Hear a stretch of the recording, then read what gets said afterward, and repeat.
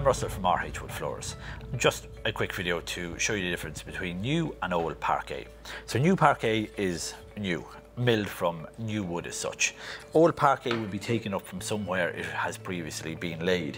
So that is the top, that is the bottom. The bottom will generally be black. It will have old bitumen on it. It needs to be scraped off so the new glue can get a proper grip. Some of your tongues will be broken off, some will be full of glue, some of your edges will be full of old tongues and so on. So old parquet takes a lot more work. You can see generally damaged, even bits of bits of soil, all sorts of stuff. So why would you choose new parquet or why would you choose old parquet? So new parquet is, well, all parquet is timeless. Parquet it's a super cool floor.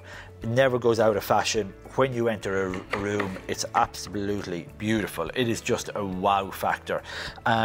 Because it's not straight boards, no matter where you look, you will see design in the flooring. The V of a herringbone floor will draw your eye to the fireplace. It'll draw your eye out through the patio, making your room look bigger.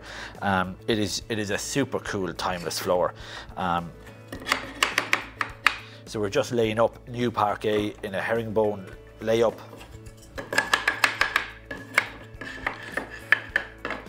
And you can see it goes down, your joints are quite close. No two boards are the same. You have very cool mineral streaks coming through. Some boards will have quite strong graining pattern, some boards won't have any. New parquet is fabulous. Sand it, seal it, stain it, any colour you want, any finish you want. Reclaimed parquet is, you can lay it up in the same way, but it is a lot more work. So you lay it up, some boards will be different heights.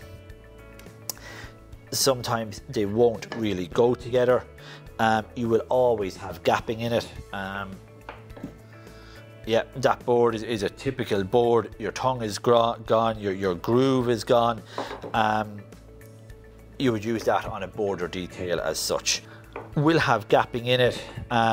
When we sand it, all the heights will be the same. You will have more variance in your board colour. It will be more of a live floor, more of a dominant floor. Very, very cool. Now sometimes we fill all the gaps, sometimes we trowel fill everything. Can look good, can look bad. For me, if you're going with old parquet, you're going with a certain look, a certain character. The boards are generally hundreds of years old. It can just grab you as you walk into a room. But there will be gapping in it. But hey, it's a feature of the floor. It's not a bad thing. Different boards, different colours. Again, it's a feature. It's not bad. When you try to hand select out boards once it's sanded, you can lose a lot of the individuality of the floor of the boards.